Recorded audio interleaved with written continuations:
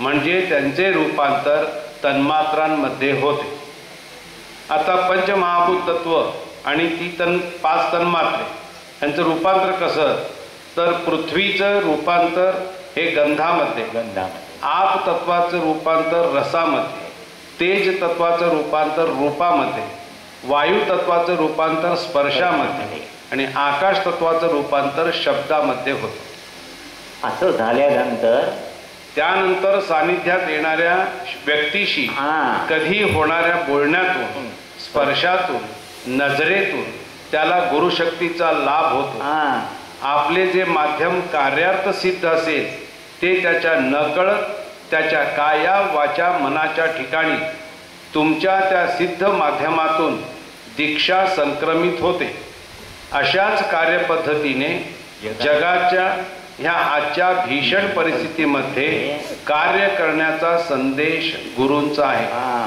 त्यासाठी दीक्षा माध्यमातून तुम्ही विकसित होऊन कार्यार्थ सिद्ध असले पाहिजे. कार्य हे सद्गुरूच करून घेणार आहेत. यासाठी ही अवस्था भक्तांनी लवकरात लवकर प्राप्त करावी अशी श्री सद्गुरूंची तळमळ आहे. तर केंद्रावर मार्गदर्शनार्थ येणाऱ्या भक्तांना या दीक्षा प्राप्त होण्याची सिद्धता ही श्री सद्गुरुनाथ दादांनी पूर्वीच करून ठेवलेली आहे. त्यांनी सिद्ध करून ठेवलेल्या प्रतिमाच्या माध्यमातून हा लाभ भक्तांना होणार आहे. कारण प्रतिमेतून विमोचनांचा लाभ व महाकारण प्रतिमेतून सर्व दीक्षांचा लाभ होण्याची सिद्धता ही करून ठेवली आहे. भक्तांनी नित्य ओंकार साधना करून या प्रतिमांच्या माध्यमातून नकळत सुलभपणे हा लाभ करून घ्यायचा आहे व या ईश्वरी नियोजित कार्यात उत्स्फूर्तपणे सहभागी व्हायचे आहे.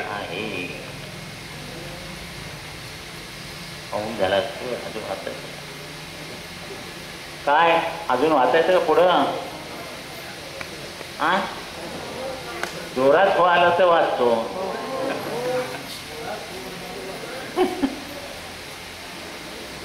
समजताय ना विषय, गडबड होत नाहीये ना. म्हणजे काय केलंय दादांनी हे समजलं, आपण साधना करायची आणि ते कार्य बरोबर होत जाणार. तुम्हाला सगळं समाज होणार, सगळी कामं होणार.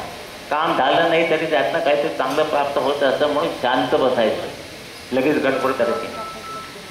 त्याचं जरा ताप आला की लगेच डॉक्टरकडे जायचं नाही, 2 दिवस वाट बघायची. आता आपण ओंकार साधना जी करतो त्याचे दीपक दादांची मुलाखत फार सुंदर सांगितलंय. शांतपणे ऐकूया. कंटाळा आला असं 1-5 मिनिट टुकसायचं आहे का? नाही ना.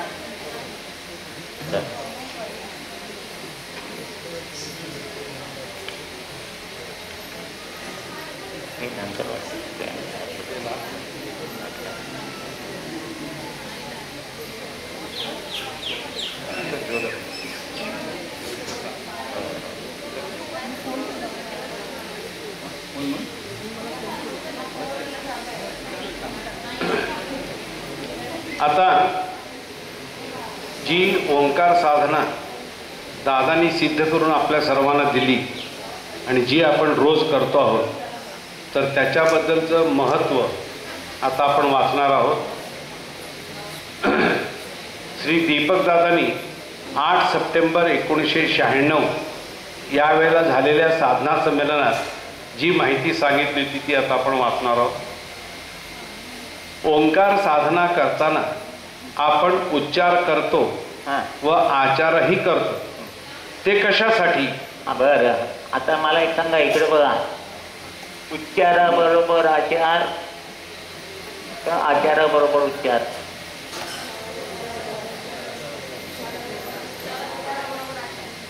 नीट मला ऐकायला येईल असं बोला ना. उच्चाराबरोबर आचार म्हणणारे हात वर करा. उच्चाराबरोबर आचार चुकीचं. आचाराबरोबर उच्चार का? हे आचार आहे की नाही त्याला लिमिटेशन आहे बघा. आता इथून आचरण केलं मी, त्याला लिमिटेशन आहे. उच्चाराला काय बरोबर. म्हणून आचाराबरोबर उच्चार आणि न्यास करताना जास्तीत जास्त पुण्य तयार होतं, कारण लक्ष द्यावं लागतं. मी मला सांगितलं सगळं ब्रह्मरंध्र एक ब्रह्मरंध्र आहे, त्याच्यामध्ये हे मोठं करून दाखवलं मी तुम्हाला. त्याच्यामध्ये बीज दिलंय, ती बोटं अशी ठेवायची, इथपर नाही, बंद करायचं नाही. असं फोनवर नव्हतं त्याचं असं केलं, असं ठेवून असं विसरून आणतं, म्हणजे केस विस्कटतो नाही. अरे केस विस्कटले तरी चालतील, जीवन विस्कटता कामा नाही. म्हणून ते असा हात ठेवून असं असं आणायचंय. हात झालं तर काय करा, केंद्रावर आरसा ठेवा, झाल्या साधना त्याला परत होईल, नाही तर काही उपयोग नाही. हे जे बीज आहे त्यातली शक्ती तुम्ही त्या आचरणाने तिथंपर्यंत न्यायची आहे. म्हणून आचाराबरोबर उच्चार.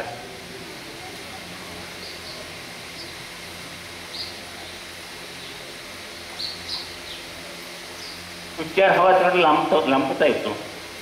आणि सर्वात जास्त पुण्य हे बरोबर करतो की नाही बघण्याकडे जातं, म्हणून न्यासातून जास्त पुण्य तयार होतं. कळलं. आणि दुसरा न्यास करताना असं करताना हे उंचवटे आहेत ना, हे उंचवटे हे सगळे स्पर्श झाले पाहिजेत, असं पोकळ नाही करायचं. तिसरा न्यास करताना, चौथा न्यास करताना आणि गती त्याची बरोबर राहायचं नाही. ओम तर येऊन थांबायचं नाही. उच्चाराबरोबर लक्षात आलं. हे बरोबर होतं की नाही, तिकडे लक्ष दिलं की तुम्ही 100% काया वाचा मन एक झाला आणि पुण्य निर्माण झालं. जाता जाता आता देवळाला नमस्कार केला म्हणजे पुण्य नाही झालं. देव म्हणतो रस्त्यावर निघाला होतास म्हणून मला नमस्कार केला, मला नमस्कार करायचा म्हणून तू आला होतास का? ओंकार साधना करताना आपण उच्चार करतो व आचारही करतो. ते कशासाठी? तर मन एकाग्र आपण करू शकत नव्हतो, कारण ते आपल्या आवाक्या बाहेर होते. दादा म्हणे की मन एकरूप करा म्हणजे पुढे भांडे उचलून आणून घेतं ठेवायचंय नाही. पण आता मला ब्रह्मरंध्रावर हात ठेवायचा आहे आणि मला असा घेऊन जायचा आहे. 5 सेकंदाला मी इथे असायला पाहिजे आणि 10व्या सेकंदाला मी इथे असायला पाहिजे. इकडे लक्ष दिलं की काया वाचा, कायाने उच्चार करतोय, वाचेने उच्चार करतो, कायाने आचार करतो आणि मनाने ते बरोबर होतं की नाही बघतो. म्हणजे काया वाचा मनाचं एकरूप झालं, पुण्य निर्माण. नुसतं साधण्यात तसं आहे. मी तेच सांगायचं म्हणजे मगाशी म्हटलं मी, घरातली प्रत्येक गोष्ट नीटनेटकी करायची. चप्पल गेल्या की काकड्या इकडं तिकडं, भांडत धुताना तिकडे तसंच असतं. तब्येत विसरताना असं पाणी कपात काय काय लागलेलं असतं ते स्वच्छ धुवून टाकायचं. कपडे वाळे घालताना झाडून व्यवस्थित कपडे घालायचे, नाही ते टांग इकडे टाकले. खोलीत गेले की पांघरून एकीकडे, उशी एकीकडे, आम्ही एकीकडे, मोबाईल एकीकडे. हसण्याचा विषय नाही, घरात चालतं पियायचं. बायकोला म्हणतं अगं माझं भांडं घेऊन जा, अगं माझं कप कशी विसर, अगं माझं ताट घेऊन. आणि तू काय करणार दिवस? प्रत्येकाने आपलं काम, स्वतःचं काम स्वतः करणे म्हणजे सत्कर्म आहे. मी इथं गप्पा मारून बसत नाही, घरातली कामं करतो का नाही संदीप. मी इथं आहे माझं जावई साक्षीला. आणि प्रत्येक गोष्ट नीट नक्की करायची. कपडे धुवायला सांगितलं की पैजामा काढायची, एक पैजा आता इकडे बाहेर काढायचा, तिकडे टाकायचा, म्हणजे ते धुताना ती बाई वरती. मग असे सांगितलं ते असं बोलत नाही कोणी, पण ते जाऊन लागतं. भांडी घडणार बाईला आमच्या आई ओरडायची, तुम्ही ताट ठेवलं किंवा पातेलं दुधाचं ठेवलं त्याच्यात पाणी घालून ठेवा. ती सगळी उमरली म्हणजे तिला घासताना, नाही तर ती कोरडी जमीन जोर लावून घासावं लागतं. ती बाई माणूसच आहे ना. इतका जेव्हा सूक्ष्म तुम्ही विचार करायला लागाल ना, तेव्हा तुमचं जीवन ईश्वत नाही. दुसऱ्याचं सुख बघायचं, आपण बोलतं ते त्याला लागतंय का बघायचं, आपलं वागणं कसं आहे, आपलं बोलणं कसं आहे, आपल्या बोलण्यामुळे त्याला जर समाधान झालं तर तुमचं ईश्वर मत फडक पण बोलून टाकायचं. नंतर म्हणायचं सॉरी मग ते लागलेलं जात नाही ना. हेच तर शिकायचंय. केंद्रावर आल्यावर भक्तांचं लक्ष देवाकडे नसतं. तिथे आलेले लोक कसे देशू करतात, हा लाईनीत बसा, गडबड करू नका, बसा, हा मला ठीक आहे, तुम्हाला हळूहळू सगळं माहिती होईल, हे बोलणं कसं. देव नंतर लांब आहे फार. आल्यावर ते माणसं कशी तर बघा मग कसं नको बा बसायला. निराकरण सांगताना नाही तुम्ही पहिल्यांदा काय काय करता त्या पहिल्यांदा सोडा आणि मग यायचं. आता हे केलंच ना, म्हणजे ते करायची गरज नाही आहे. हे सांगणं कसं म्हणजे जीवनेश्वर म्हणायचं. तुमच्या बोलण्यामधून लगेच समज आचरण. म्हणून 25% कुलधर्म आहे, 75% आचरण प्रत्येकाने करायचं. असं आचरण तुम्ही व्यवस्थित केलं की कुळाची उपासना झाली, म्हणजे चांगलं रक्त धारण झालं, त्या संघात रक्ताचं चांगलं बीज झालं. म्हणून तुकारामाने सांगितलं की शुद्ध बीजा पोटी बळे रसाळ होती. म्हणून बापापेक्षा मुलगा सवाई मुलगा आहे, त्याच्यापेक्षा नातू. नाहीतर ते म्हणत होते पुत्र व्हायचा असा गोंडा ज्याचा तिन्ही लोकी गोंडा.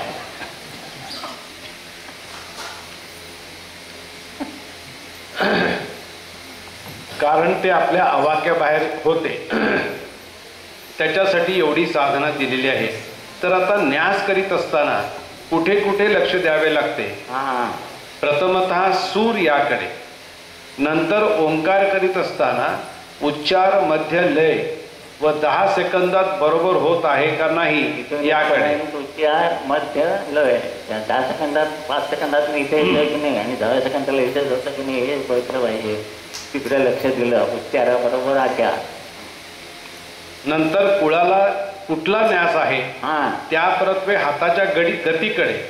अशा तऱ्हेने हे हळूहळू सर्व लक्षपूर्वक केल्याने प्रत्येक न्यास त्या पद्धतीने व्यवस्थित होत जाते. आता शेवटचा न्यास आहे तो लांब आहे, तो कमरे बसून, तेव्हाच गती हाताची जोरात पाहिजे. हा लहान आहे तेव्हा हाताची गती अगदी हळू पाहिजे, 5व्या सेकंदापर्यंत दिसून आहे. म्हणजे त्या गतीकडे लक्ष तुम्ही दिलं की मग कायाच्या मन एक होतं. प्रत्येकाची गती इथून ही गती अंतर कमी आहे, इथून हे अंतर इथं कमी आहे, शेवटचं अंतर जास्त आहे. त्या अंतराप्रमाणे हाताची गती वाढवायची आहे. यासाठी त्या मनाच्या ठिकाणी एकच विषय दिला आहे की प्रत्येक न्यास हा 10 सेकंदात पूर्ण करावयाचा आहे. नंतर आचारालाही एकच विषय दिला आहे की हा न्यास व्यवस्थित करावयाचा आहे. व उच्चारालाही ओंकार हा उच्चार मध्य लय याप्रमाणे करणे असा विषय दिला आहे. फ्लॅट म्हणायचं नाही.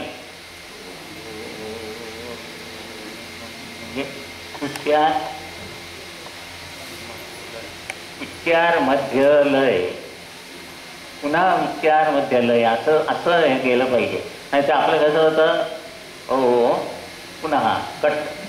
हे बघा हे कसं दिसतंय आणि हे कसं दिसतंय. आता उद्या आमचे साधना लावणार की लक्षपूर्वक करा, म्हणजे तुम्हाला समाज केलेल्याचं समाधान वाटलं पाहिजे. नाही तर उगीच आपलं केलं काय उपयोग नाही.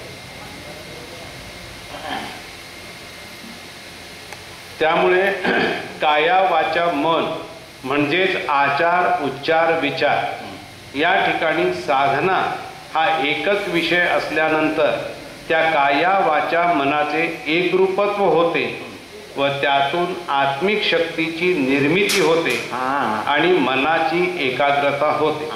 आत्मिक शक्ती म्हणजे कॉन्फिडन्स.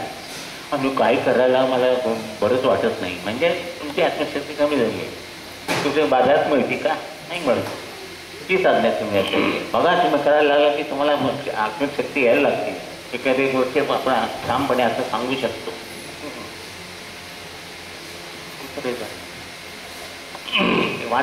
आता न्यासाचा पहिला उद्देश शारीरिक आरोग्य चांगले राहणे म्हणजेच नाक कान घसा फुफ्फुस इत्यादी इत्यादी व पुढे किडनी मलमूत्र इत्यादी इत्यादी या सगळ्यांचे आरोग्य चांगले राहण्यासाठी इतर सर्व न्यास आहेत.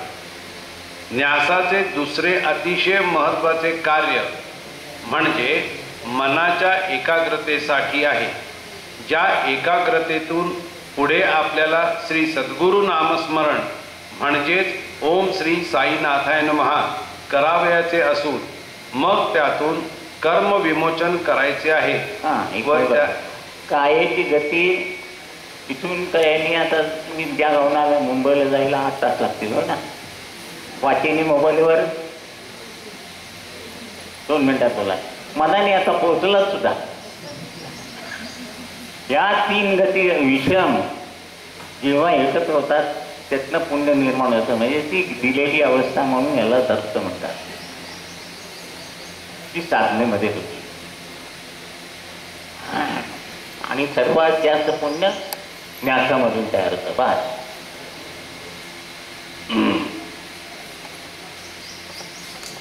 ज्या एकाग्रतेतून पुढे आपल्याला श्री सद्गुरु नामस्मरण म्हणजेच ओम श्री साईनाथाय नमः करावयाचे असून मग त्यातून कर्म विमोचन करायचे आहे व त्यातील प्रतिकूलता निवारण करून चांगले कर्म जे आहे ते दिवसभरामध्ये उपयोगात आणावयाचे आहे। काया वाचा मनाचं एकरूप होतं याचा अनुभव आहे का नाही हो?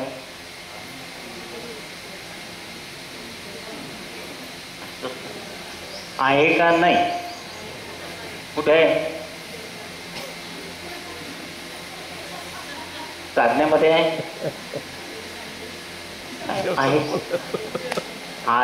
असं नाही सांगत। जेवणात जेवायला बसल्यावर भाजीत मीठ कमी आहे म्हणजे तिथं तुमचं बरोबर लक्ष असतं। हा काय भात आहे काय, ही काय आमटी आहे काय, म्हणजे काय आहे मग म्हणजे काया वाचा मला ते एकूण कसं करायचं माहीत आहे, पण ते नको तिथे आहे, पाहिजे तिथे न्यास व्यवस्थित केले असता 24 तास आपण आनंदात राहू शकू। आनंदासाठी टीव्ही नकोय, मोबाईल नकोय, काही नकोय, तेव्हा ओरिजिनल आनंद तिथं आहे। सगळ्यात जास्त पुण्यकर्म हे न्यासामध्ये आहे।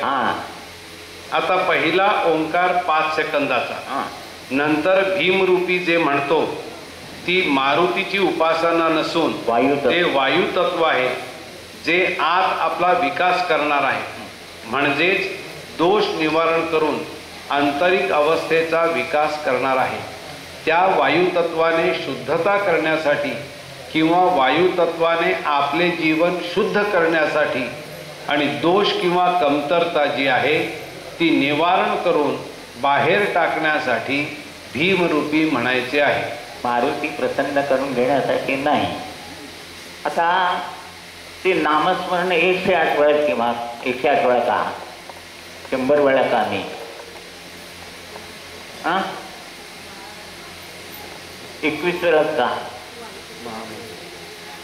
21 आणि 108 काय दादा म्हणायचे दत्ताला आकडे संध्याकाळी पण त्या पान दुकानामध्ये जाऊन आकडे करतात माहिती आहे ना। आपलं जीवन 12 राशी आणि 9 ग्रह आणि नक्षत्र यांच्याबरोबर 12 राशी आणि 9 ग्रहाला गुणलं की किती येतं? 108। आणि 12 राशीमध्ये अधिक 9 केले की 21 होतं आणि 12 9 केले की वजा केले की काया भाषा असं आहे ते। म्हणून 108 वेळा नामस्मरण करायचं। 110 किंवा हे नाही, भविष्य विचारताना रास ग्रह नक्षत्र लागतात, म्हणून ओम श्री साईनाथाय ह्या नामस्मरणाने भविष्य घडतं असं सांगितलं जात आहे। ओम श्री साईनाथाय ही 9 अक्षर आहेत बघा, त्या प्रत्येकाला उच्चार मध्यलय म्हणजे 27 नक्षत्र आहेत। ओम श्री साईनाथा जन्म 4 भागाला उच्चार मध्यलय म्हणजे 4 × 12 12 राशी। या नामस्मरणामध्ये 27 नक्षत्र 12 राशी आणि 9 ग्रह आहेत, म्हणून त्या ह्याच्याने भविष्य तुमचं घडतं। भविष्य विचारायचं नाही आहे। आता वर्तमान काळ याचं पेरलं तर जानेवारीत गहू येतील, म्हणजे काही पेरलंच नाही तर जानेवारीत काय येणार? म्हणून वर्तमान काळामध्ये जर तुम्ही सक्षम असाल की लक्ष दिलं असेल वर्तमान काळात ठोस साधना करा तर पुढे भविष्यामध्ये त्याचं फळ तुम्हाला मिळणार। जूनमध्ये पेरणी झाली तर जानेवारीमध्ये 2 ढळ येतात। कळलं की नाही? नंतर ओम श्री साईनाथाय नमः हे सद्गुरु नामस्मरण इतके हळूहळू लयित म्हणावयाचे आहे की जसे लयित गुंजन गुरुनामाचे, गान संत हे ओंकाराचे लयित गुंजन गुरुनामाचे, महामंत्र उच्चारण होता श्री गुरु अवतरले. म्हणजे इतके हळुवार म्हणायचे की हळुवार 108 कधी पूर्ण झाले हे कळणार सुद्धा नाही. म्हणजे किती झाले, अजून किती राहिले, घड्याळाकडे बघ, माळेकडे बघ असे होणार नाही. इतके सोपे व सुलभ म्हणून होईल. आणि नंतर मजा म्हणजे साधना केल्यावर कर्मातली प्रतिकूलता विसर्जित झाल्यानंतर सगळीकडे आनंदच आनंद. मग प्रत्येक कृतीत आनंद याचा अर्थ प्रत्येक कृतीत मन, आणि प्रत्येक कृतीत मन म्हणजे प्रत्येक कृतीमधून पुण्य. हा साधनेचा मुख्य उद्देश आहे. म्हणून घरातलं काम करताना, भाजी निवडताना, स्वयंपाक करताना प्रत्येक काम मनापासून करायचं. म्हणजे भाजीला फोडणी टाकायची आणि टी व्हीवरचा कार्यक्रम अर्धा आला बघायला जायचं. आलं म्हणजे भाजी तुम्ही टाकायचंच राहायचं. कुणाचं वैयक्तिक सांगत नाही, आजकाल झालेलं सांगतो. कपडे धुवायचे ना म्हणजे कपडे धुवायचे, स्वयंपाक म्हणजे स्वयंपाक, एकामध्ये मध्ये घुसळायचं नाही दुसरं. पूजा म्हणजे पूजा, सगळं डिसेंट काम. प्रत्येक कामातून फक्त साधनेतूनच पुण्य निर्माण होत नाही. प्रत्येक काम जर तुम्ही व्यवस्थित केलं, ते सांगितलं त्यांनी. प्रत्येक कृतीत आनंद याचा अर्थ प्रत्येक कृतीत मन, आणि प्रत्येक कृतीत मन म्हणजे प्रत्येक कृतीमधून पुण्य हा साधनेचा मुक्ती आहे. म्हणजे प्रत्येक पदोपदी अपार झाल्या पुण्याच्या रात्री. कुठलं काम कराल ते, लाईटचं बिल आलंय ते लक्षपूर्वक भरायचं नाही, कट करून गेल्यावर ओरडाटा करायचा. त्रास कोणाला झाला म्हणजे ते सुद्धा तितकंच महत्वाचं आहे. लक्षात आलं ना तुम्हाला, लक्ष देऊन आज बिल आलंय ना तर आपण ते उद्या भरलं पाहिजे. म्हणजे पुढचं असं नाही. म्हणजे नुसतं देवपूजा करणं, माळ ओढली म्हणजे अध्यात्म झालं असं नाही आहे. तर आपल्या जीवनातले सकाळपासून संध्याकाळपर्यंत प्रत्येक काम जर नीट लक्षपूर्वक तुम्ही केलं तर ते घर आपण पदोपद व्यापार झाला पुण्या झाली सर्वही तीर्थ घडली. आधी करून काशी गरज काशी उपत आहे. घरात आल्याबरोबर लोकांना असं वाटलं पाहिजे इथं काया वाचा मन हे एकरूप झाल्याशिवाय पुण्यकर्म होत नाही. 3 वेगवेगळ्या गती साधनेत एक होतात व पुण्यकर्माची निर्मिती होते. मग सांगितलं कायाने मुंबईला जायचं तर 8 तास लागेल, बसमध्ये बसायला लागेल. वाचेने बोलायला मोबाईलवर 5 मिनिटात लागेल.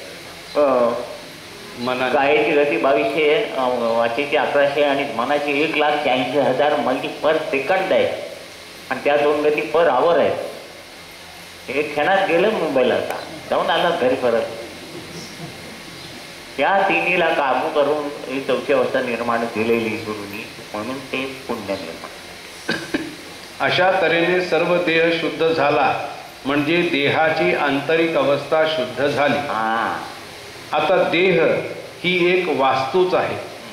त्याचा विकास हा अन्नमय कोशापासून प्राणमय मनोमय असा होत असतो.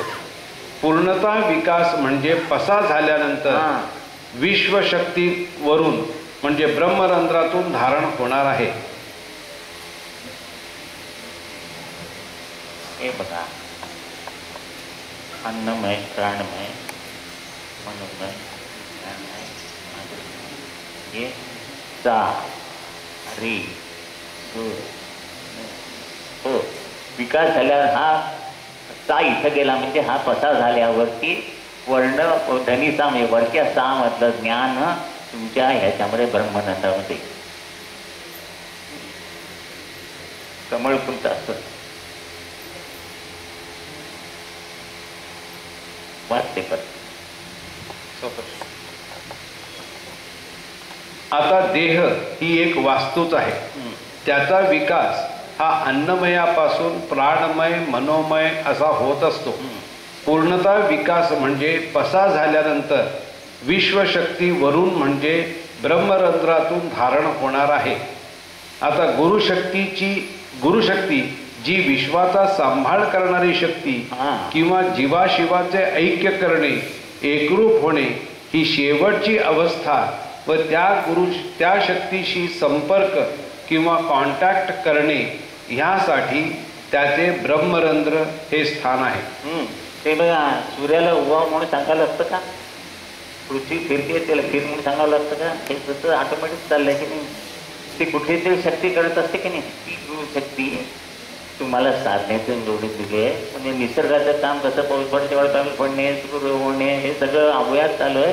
तसं आपलं पण विकास होत अवयात चाललं पाहिजे म्हणून त्यांनी सांगितलं की एक पोचू नको. इथं तारेगाम पर्यंत आपण आलो तर मी आणि हा वरचा सा म्हणजे इथून करू शक्ती ब्रह्मरंध्रात धारण होती आणि हळूहळू खालती येऊन संबंध देहाचा विकास होतो. अशा त्या शक्तीची सवय शरीराला व्हावी व शक्तीची धारणा व्हायला लागली की ती इतकी सूक्ष्म स्वरूपात आहे ती धारण होताना अंग वगैरे हलणार नाही, संचार वगैरे असे काही होणार नाही किंवा धारण होत असताना कळणार सुद्धा नाही.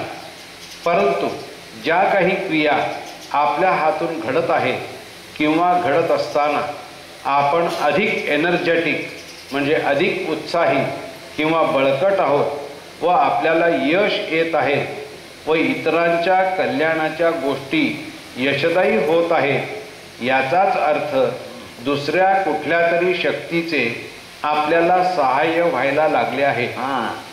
याचा अर्थ ती शक्ती आपल्या ठिकाणी धारण व्हायला लागली. आता अशी ती वेळ कोणाची ठरलेली नसते. ते कार्य हळूहळू होत असते. एकदम उद्या शक्ती धारण झाली असे होत नाही. म्हणजेच it is not an event but it is a slow process. आता पाळण्यात लहान बाळ असतं की नाही, ते पलंगावर झोपून एवढं मोठं होतं, कळतं का ते? ती जशी वाढ तुम्हाला नकळत होत असते की नाही, तसंच गुरुशक्ती धारणा होऊन ही सुद्धा वाढ तशीच होत असते हळूहळू. It is a slow process, not a event. म्हणजे एकदम घडली आहे, आज आलो आणि उद्या एकदम उद्या कामकाजाला बसायला असं होतं. पण सातत्याने साधना करायची.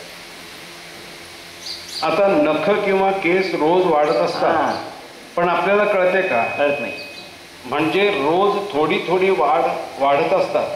मग एके दिवशी वाटते की चला केस कापून घेऊया, म्हणजे रोजची वाढ ही आहे.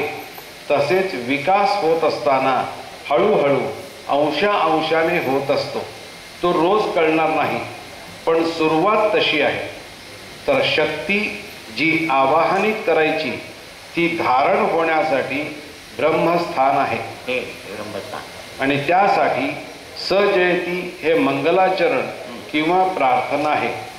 जे ब्रह्मस्थान आहे तेथे देवादिकांचा ऋणानुबंध आहे. देवादिकांचा आहे. आता 5 ऋणानुबंधांनी देवाणघेवाण आपल्याला करावयाची आहे. त्यामधील देवादिक येथे म्हणजे ब्रह्मरंध्राच्या ठिकाणी आहे व त्या ठिकाणी आपण अनेक जन्मात जे देवासाठी काही केले त्याचे स्पंद सर्व आहे. त्याचा पण लाभ ह्या जन्मात आपल्याला व्हावा. म्हणजे गेल्या जन्मी नमाज केले असतील, त्या आधीच्या जन्मात चर्चमध्ये गेला असाल इत्यादी इत्यादी. आज त्या धर्मांना शिव्या देऊन त्या कर्माचा लाभ होणार नाही. मग त्याचा लाभ कसा करून घ्यायचा? पहिल्या न्यासातून. कसा? तर हृदयस्थान हे आत्म्याचे स्थान आहे व ब्रह्मस्थानाच्या ठाई सर्व देवदेवतार्जन केलेले आहे व त्याचा लाभ होऊन आत्मा बलवान होण्यासाठी व जे आणले आहे त्याचा लाभ इहजन्मात मिळण्यासाठी ब्रह्मरंध्र ते हृदयस्थान पर्यंत पहिला न्यास आहे. आज आपल्या डोक्यात जे नको ते प्रश्न निर्माण होतात हे महत्वाचं आहे. पहिल्यांदा इकडे बघा, गेल्या जन्मी पाप केले असेल म्हणून आज हा त्रास इत्यादी इत्यादी या सर्व गोष्टींचा किंवा सगळ्याचा पूर्णता विचार करून प्रत्येक गोष्ट वंदनीय दादांनी आपल्या समोर ठेवताना पूर्ण विचारांती अभ्यास करून ठेवली आहे. अभ्यास करून ठेवली आहे. देवादिक हा ऋणानुबंध ह्या ब्रह्मस्थानी असतो. तर इथंच काय आहे? इथं का नाही? बघा, साला गाठ आहे ना, साला गाठ आहे की नाही? म्हणजे ऐहिक परमार्थिक आहे. रेला पण गाठ आहे, का रे, ग ला गाठ आहे, म ला गाठ आहे, ब ला गाठ नाही आहे, म्हणजे तिथं फक्त परमार्थिक आहे. म्हणून जे काही बीज दिलं आहे किंवा तेव्हा दिलं आहे तर हे इथं दिलं आहे. आणि इथून ते बीज दिलं आहे म्हणजे ती पॉझिटिव्ह एनर्जी तुम्ही न्यासाने संबंध शरीरभर करायची आणि तुमचं जीवन गुरुमय करायचं आहे, म्हणजे की ईश्वरमय करायचं आहे. हे सिंपल. देवाधिकार ऋणानुबंध ह्या ब्रह्मस्थानी असतो. ब्रह्मस्थानी निरनिराळ्या प्रकारचे देवदेवतार्जन, वेगवेगळ्या परंपरा इत्यादी इत्यादी हे सर्व एक करून त्याचा लाभ इहजन्मात आत्म्याच्या ठिकाणी व्हायला पाहिजे. कारण की हे सर्व आत्म्यानेच गतजन्मात सगळे केलेले आहे. म्हणून हा लाभ होण्यासाठीच पहिला न्यास आहे. म्हणजेच ब्रह्मस्थानी जो देवाधिक ऋणानुबंध आहे हा हृदयस्थानातील जन्मजन्मांतर ऋणानुबंधाशी पहिल्या न्यासाने जोडावयाचे आहे. यासाठी किती काळजीपूर्वक व किती हळुवारपणे न्यास करायला पाहिजे. का म्हणजे काय, इथून गतीवर लक्ष करायला पाहिजे.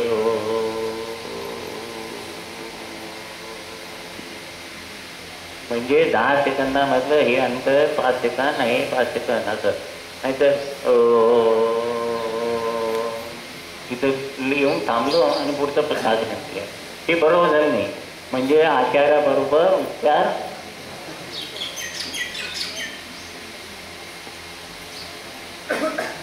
कारण ह्यातून आपण काय साधतो किंवा काय प्राप्त करून घेत आहोत हा विचार करायला पाहिजे. कारण कुठलीही एक क्रिया आपण करतो तेव्हा त्या क्रियेमध्ये जसे जसे आपण विचार करीत जातो तसे तसे त्यातील सूक्ष्म भाव समजत जातात. उदाहरणार्थ आता कर्मविमोचन हा शब्द 1960 सालापासून मी म्हणजे दीपक दादा ऐकतो आहे. म्हणजे आता किती वर्षे झाली? 36 वर्षे. मुलाखत 1996ची आहे. 1996 वजा 1960 म्हणजे 36 वर्षे. त्यावेळी कर्मविमोचन सगळ्यांना प्रार्थना देऊन संकल्प करीत असत. तेव्हा अजून कर्मविमोचन म्हणजे काय याची ओळख व्हावयाची आहे. मला सुद्धा म्हणजे दीपक दादांना सुद्धा काल नव्यानेच ओळख झाली. तर आता ह्या कर्मविमोचनात काय काय अंतर्भूत आहे, तर जसजसे आपण विकासाच्या अवस्थेपर्यंत जाऊ तसे तसे एक एक गोष्टी उलगडायला लागतात आणि मग त्यातला अर्थ हळूहळू कळत जाणार. पहिल्यांदा न्यास स्थूल अवस्थेमधल्या आरोग्य प्राप्तीसाठी आहे. आज सुकूट आपल्याला दवाखान्यात जावं लागतं आणि किती खर्च करावा लागतो बघताय. जरा वगैरे काही झालं नसतं तरी कमीत कमी 500-1000 रुपये तरी बिल होतं. ते वाचवायचं असेल तर पहिल्यांदा न्यास स्थूल अवस्थेमधल्या आरोग्य प्राप्तीसाठी आहे. नंतर सूक्ष्म अवस्थेमध्ये सूक्ष्म देहाच्या विकासासाठी आहे. सूक्ष्म देहाच्या विकासाबरोबरच ऋणानुबंधाची धारणा आहे. म्हणजे आज हा जो ब्रह्मरंध्राच्या ठिकाणी देवाधिक ऋणानुबंध आहे आणि हृदयस्थानी जन्मजन्मांतर ऋणानुबंध आहे हे जोडले जावे आणि ते जोडले जातात. म्हणजे ब्रह्मरंध्राच्या इथला सगळा देवाधिक ऋणानुबंधातील ठेवा जन्मातील येथे म्हणजे हृदयस्थानी जन्मजन्मांतर ऋणानुबंध आहे ते आत्म्याचे स्थान आहे. त्याला तो वरील ठेवा जोडल्यामुळे आत्मा बलवान होईल. म्हणजे काय तर त्या ब्रह्मस्थानात त्या त्या देवतांचा आशीर्वाद आहे व म्हणून ती प्रार्थना सजयती सिंधुर्वदनो ब्रह्मस्थानाशी संबंधित आहे. सगळ्या देवांना आव्हान आहे आणि त्या प्रार्थनेत सर्व देवदेवतांचा उल्लेख आहे. म्हणजे कोणाची आराधना आहे तर या कुंदू तुषार हार धवला म्हणजेच ज्ञानाची. ज्ञान सरस्वती म्हणजे ज्ञान. आता देव प्रसन्न होऊन वंदनीय दादांसमोर जेव्हा आले तेव्हा वंदनीय दादांनी देवाकडे जगण्याचे ज्ञान द्या आणि जगण्याचे ज्ञान मी मानवाला किंवा मनुष्याला कसे देऊ शकेन अशी शक्ती मला द्या असे मागितले. कारण आज अज्ञानामुळे सर्वकडे दुःख तथा अशांतता आहे व ते कशावर अवलंबून आहे या सर्व बाबतीत अज्ञान आहे. तसेच आपला जन्म काय आहे व ये जन्मात आपल्याला काय काय कर्तव्य आहे या सर्वाबद्दल अज्ञान आहे आणि म्हणून दुःख आहे. ते अज्ञान दूर झाले आणि ज्ञानप्राप्ती झाली की मनुष्याच्या जीवनामध्ये सार्थकता करण्याचा मार्ग तयार होईल. तर जीवनाची सार्थकता कराय देवा म्हणाला असेल की नाही सगळेजण? तुम्ही म्हणाला की नाही? पण सार्थकता म्हणजे काय माहिती आहे? आता पहिल्यांदा आता तुम्ही आंबा खायला मागितला आणि तुम्हाला मी पेरू दिला. तुम्हाला आंबा माहीतच नसेल तर तुम्ही पेरू म्हणून आंबा खाणार की नाही? मग जीवनाची सार्थकता म्हणजे काय? काय माहिती आहे सांगा. मग देवासमोर बसून जीवनाची सार्थक कर बाबा काहीतरी असं का म्हणता? हा कधी पुसते तो ह्याचा चार्ट आहे का नाही? सप्त लोकांचा सप्त लोक नाही नाही सप्त लोकांचा रे.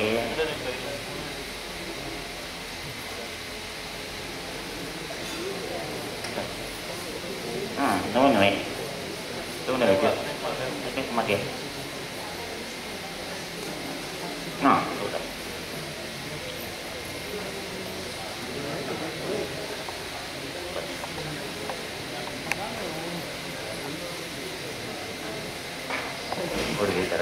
वर्त नको घरात. तिथून मेल्यानंतर चौथ्या लोकात जायला पाहिजे, जात नाही. तिथून गेल्यानंतर आपण कुठे ते इथे पहिल्यांदा रिस्पॉन्सिबिलिटी म्हणजे पेशात ठेवून तरी राहतो. पैशात गुंतलंय सगळ्यात गुंतलेलं किंवा इथं पण जातो. आणि इथून 360 वर्षानंतर इथं गेल्यानंतर पुन्हा जन्माला येतो. म्हणजे 360 इथली 100 नको झाली असते, तिथून 360 तर लांब. इथे गुरु केल्याशिवाय चौथ्या लोकात जाता येत नाही. म्हणून इथं गुरु केलाच पाहिजे म्हणजे जीवनाची सार्थक. माझं कल्याण करणं तेव्हा म्हणतो तुझं अकल्याण काय केलंय की न मागता एवढी देह संपत्ती दिली आहे. आपण कोणाच्या तरी घरी गेलो, त्यांनी लाडू चिवडा आणि चहा बिहा घेऊन आपलं मान करून काय आमच्या सगळ्यात इतका मान सन्मान केला. देवानी काय तुझा अपमान केलाय. एवढे डोळे गेले की देह संपत्ती ह्याची किंमत करता येते का? मग किंमत करता येणार नाही येण्यासारखं देह माझं घेऊन पाठवलं तर त्याच्या पुढे बसून माझं सार्थक कर माझं अमुक कर म्हणजे काय? सार्थक म्हणजे काय माहीतच नाही. म्हणून दादा म्हणाले की इथं गुरु केल्याशिवाय चौथ्या लोकात तुम्हाला जाताच येत नाही. आता तुम्ही आपण मेलं झाले चौथ्या लोकांचं, आता आणि प्रमोशन झाले 7व्या लोकात. होय बघायचं आहे का? पण जायला तयार व्हायचं कोणता तयार आहे? तर असं म्हणजे अज्ञानाने आपण सगळं इतकं सुंदर जीवन दिलं ते सगळं त्याचं बाद करतात. म्हणून गुरु पाहिजे. गुरुचं इथे ज्ञान, मग ज्ञान झालं की समाधान इथंच आहे सगळं. म्हणून जीवनाची सार्थकता ही सार्थकता तिथून या ज्या 3 लोकातून सुटका होत नाही. हजारो लाख वर्ष ते झाड पण पडावं लागतंय. तुम्ही आत्मनिवेदन वाचलं असेल तर तिथं आहे ह्या नदीच्या काठी आता आंघोळ्याला गेले की आधी हजारो आत्मे यायचे म्हणे आणि सांगायचे पाणी दिसतं, पाणी पिता येत नाही आहे, अन्न खाता येत नाही. आज लाखो वर्ष झाली तर आमच्यासाठी वरती गुरुंना जाऊन प्रार्थना करा आणि आमच्या मुक्ततेचं काहीतरी बघा. त्यावेळेला 21 वर्ष मौन विमोचन साधन करण्याचं स्वामीने सांगितलं. म्हणून त्याच्यानंतर मुक्त इथंच औदुंबर. तुम्ही गुरु आत्मनिवेदन वाचलं त्याच्यात आहे, वाचलंय ना? हां जोरात सांगा. मी बोलतोय ते खरं बोलतोय. टक्के बाई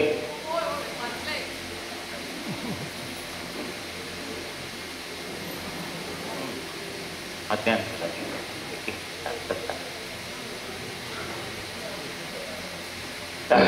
तर ते अज्ञान दूर झाले आणि ज्ञानप्राप्ती झाली की मनुष्याच्या जीवनामध्ये सार्थकता करण्याचा मार्ग तयार होईल. असे वंदनीय दादांनी देवाकडे मागितले.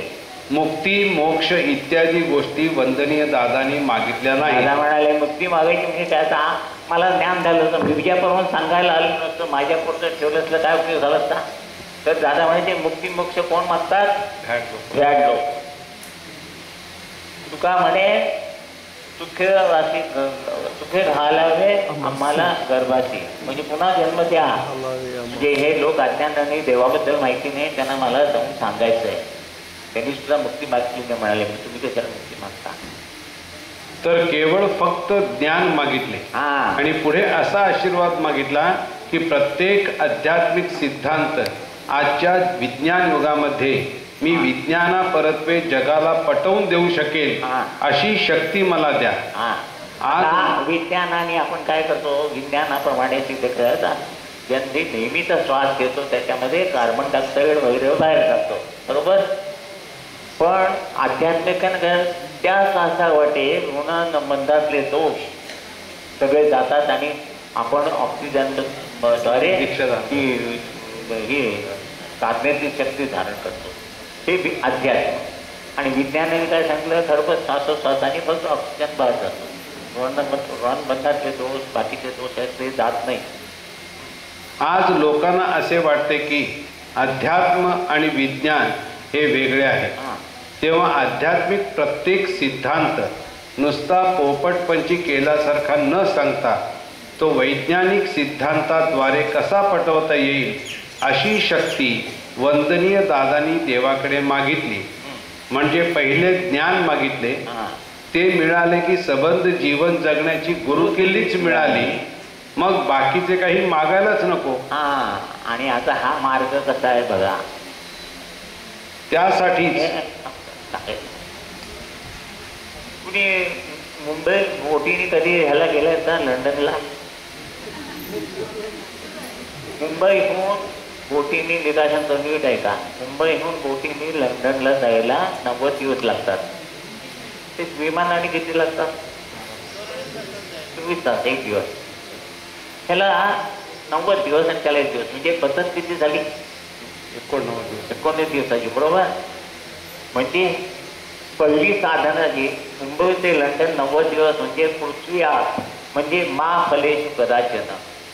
पूर्वी ते मार्ग उपवास करणे, तपवास करणे, हालचाल सवरकर हे करते ते कसे होते? बोटीतून लंडनला जाण्यासारखे. आता विमान मुंबई ते लंडन 12 तासात, म्हणजे वायू आणि आकाश. आणि आपण साधना करतो तो वायू आणि आकाशाशी संबंधित आहे, बरोबर. आज साधना करो उसका फल कल खाओ म्हणतात बाबा. कृष्ण काय सांगत होता पूर्वीच्या मार्गाप्रमाणे, तू कर्म कर पण फलाची अपेक्षा करू. मग हे बरं का ते बरं? कुठलं बरं? मग पहिलं का करता? गणपती बसायचं सोडत नाही, उपवास सोडत नाही, श्राद्ध तपस्या सोडत नाही. ते मार्ग सगळे मोठीतून गेल्यासारखे 90 दिवसांनी देणार नाही. कुठल्या तरी दुसऱ्या दिवसात जन्माला येतात की माहिती नाही. आणि हे इथंच असे आम्ही दादांच्याकडे आम्ही मागायला गेलो होतो. आज मागायला आम्ही देतो. ही अवस्था आहे जन्मात आमची. विवेक निराकरण सांगितलं, लोक कामं झाली सांगितलं, आश्चर्य वाटायचं मला. मी दादाने म्हटलं, दादा तुम्ही कुठे? आम्ही कुठे? असं कसं आहे, तुला काय करायचं म्हणे? सांगितलं तेवढं कर. आणि एवढे अनुभव आले.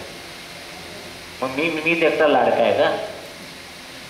आता कसं असतं, तुम्ही भात करता तेव्हा सगळा भात टाकून नाही बघत, एक शीत टाकून बघता. म्हणजे सगळा भात झाला ना, हा सगळा भात झाला की नाही, मग तो कधी खायला मिळणार लोकांना.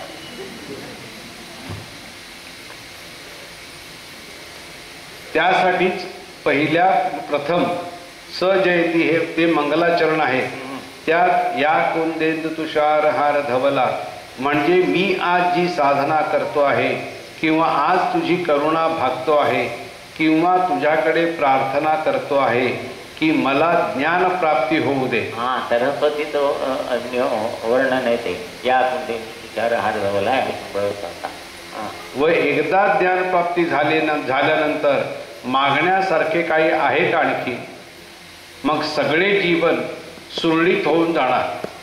आज जे दुःख, अशांतता, समज, गैरसमज इत्यादी हे सगळे जे आहेत ते ज्ञान प्राप्ती झाली की निघून जाणार आणि अंडरस्टँडिंग किंवा समजूतदारपणा येणार. मग एखादा माणूस असा का वागतो म्हणजे एखादा चांगला वागतो आहे तो का चांगले वागतो आहे आणि एखादा वाईट वागतो आहे तो का, हे सर्व ज्ञानप्राप्तीने कळेल. किती वेळ करून घे. आणि असे कळल्यानंतर म्हणजेच ज्ञान झाल्यावर आपल्या ठिकाणी शांतपणा येईल. अशा त्या ज्ञानासाठी पहिली प्रार्थना आहे. म्हणून साधनेत पहिले काय असेल तर या कुंदेन तुषारहार धवला म्हणजेच ज्ञान. ते झाल्यानंतर संकल्प. आता संकल्प म्हणजे मी ही जी शक्ती माझ्यात धारण व्हावी अशी प्रार्थना किंवा याचना करतो आहे, त्या शक्तीने कार्य कुठले करावे तर मानवी जीवन ईश्वरमय व्हावे आणि जगतात मानवी धर्माचा उदय व्हावा. ह्या पलीकडे मागणे कुठले असू शकेल. तेव्हा एकदा मानवी जीवन हे ईश्वरमय झाले म्हणजे सगळेच मिळाले ना. मग बारीक सारीक इतर गोष्टी मागाव्या लागत नाही. एकदा ईश्वर प्राप्ती झाल्यानंतर त्याच्या ठिकाणी सर्व काही आहे. म्हणून वंदनीय दादा नेहमी सांगत रोज अमुक पाहिजे तमुक पाहिजे असे वेगवेगळे मागण्याऐवजी तुझी कृपाच आम्हाला प्राप्त होऊ दे हे जर मागितले आणि ती प्राप्त झाली तर रोजच्या रोज जे जे काही आपल्याला लागणार आहे त्याची काळजी घेतली जाते. मग पुन्हा पुन्हा वेगळे काही मागावे लागत नाही. म्हणून ती शक्तिपीठ प्रार्थना आहे व त्याचे स्थान ब्रह्मस्थान आहे. ती झाली की भीमरूपी तिथे ललाट स्थान, तिथेच मेंदू आहे आणि विचार तिथे निर्माण होतात. ते चांगल्या प्रकारचे निर्माण व्हावे की ज्याच्यामध्ये स्वतःचे कल्याण आहे, ते आपल्याला सन्मार्गाला नेणारे आहेत. अशा चांगल्या विचारांची निर्मिती होऊन इतर वाईट विचार निघून जावे म्हणून भीमरूपी स्तोत्र आहे. वायूने सगळं स्वच्छ होतं. आता त्या स्तोत्रात भूत प्रेत संबंधादी रोगव्याधी समस्तही म्हणजे काय तर आपण म्हणतो घरात इथे काहीतरी दिसत आहे, तिथे काहीतरी दिसत आहे, असे भूत नाही आणि ते घरात बघायचे नाही सगळीकडे. ती सगळी जी भूतं ती आपल्या आतच आहेत, बाहेर काहीच नाही आहे, सगळी इथेच आहे. देव आहेत तिथेच भूते आहेत. म्हणजे इतके दिवस देव मानत नव्हता म्हणजे काय, हा देव ह्याच्यात काही अर्थ नाही, दुसरा देव बघूया असे हे भूत आतच आहे ना. काय इथे थांबूया आपण. आम्हाला 1:30 पर्यंत घ्या म्हणाले, 1:30 वाजला.